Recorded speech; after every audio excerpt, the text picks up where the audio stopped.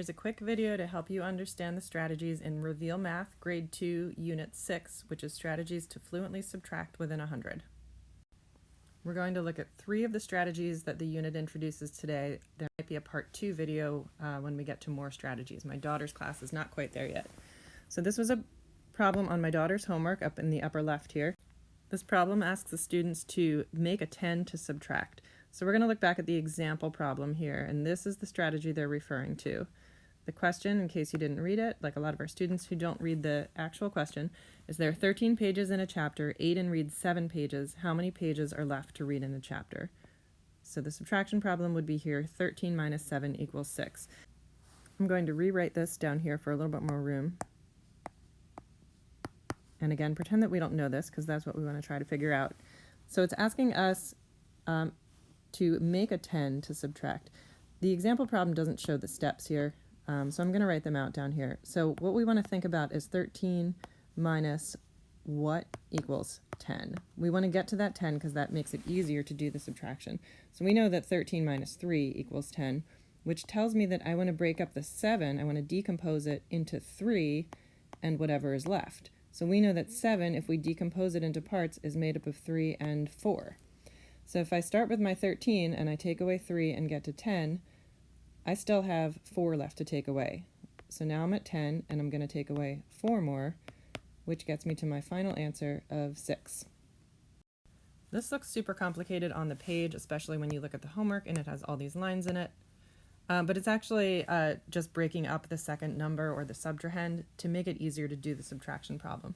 And this is actually something we probably do in our heads a lot, especially before the days of Venmo. If you think about going out for dinner with someone, maybe you went to a pretty nice restaurant here and your friend paid for you and they paid $95.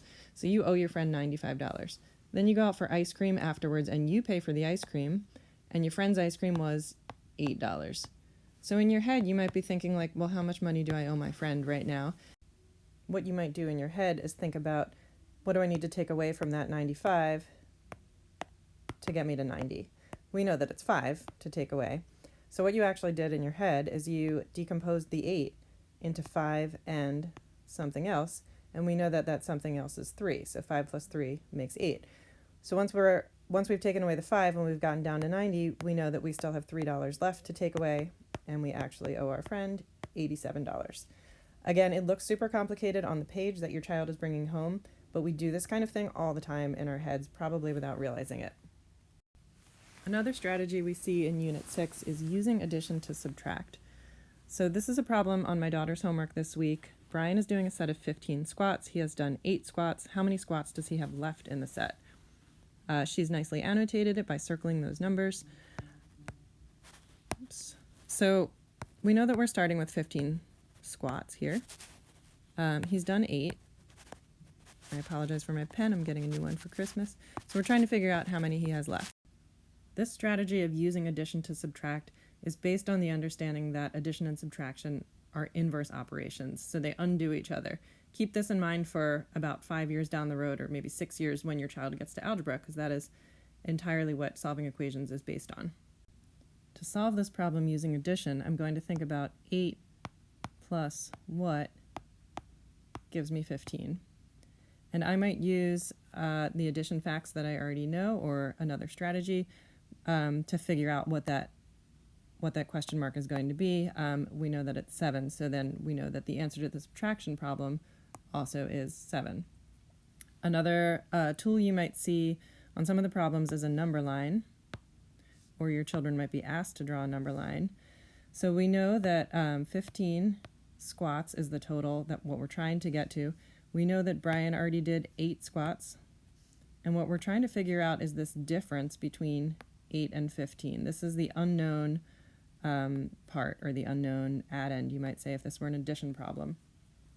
What we need to do is to draw the dashes to represent the numbers between 8 and 15, because that'll help us count. So I'm going to draw 9, 10, 11, 12, 13, 14. I don't necessarily need to label them unless it helps your child, and then I would say go ahead and label them. And I also don't really care if they're like exact or proportional. My drawing there was actually pretty good, but normally I wouldn't care about that because this is just a tool, again, to help me subtract. So I need to figure out how many numbers there are, how many whole numbers there are between 8 and 15, including 8, starting at 8. So I'm going to count the jumps that I make to each dash. So starting at 8, I'm going to count the jumps here. 1, 2, 3, 4, 5, 6, 7. Sorry, I'm trying to land on the dashes there. So 7 jumps, which means that there are 7 whole numbers starting at 8 to get to 15. So that's the answer to our subtraction problem. If your children are using a number line and still not getting that correct, just make sure that they're doing the jumps correctly, that they have the right number of dashes, because it's a great tool, but it is one that's also easy to make a mistake with. The third strategy I want to talk about today is base 10 shorthand.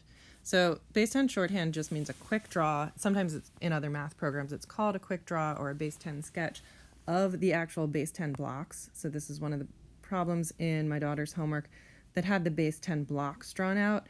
Base 10 shorthand just means we don't care what the drawing looks like. Again, it's just a tool to help you.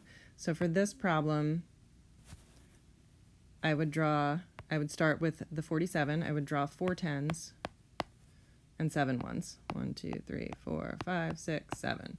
That's really all it is, base 10 shorthand. And then I'm taking away 25. So I don't want to do that for you because the purpose of this is really just to help you be able to help your child. So hopefully once they have the drawing, they can figure out how to take away 25 from this 47 here. So again, just remember base 10 shorthand just means quick sketch, quick draw of the base 10 pieces. We don't care what they look like, doesn't have to be pretty. It's just a tool to help us solve the problem. Thank you so much for watching, and I would love to hear what topics you'd like to help your children with. So please drop comments below about what you'd like me to cover next.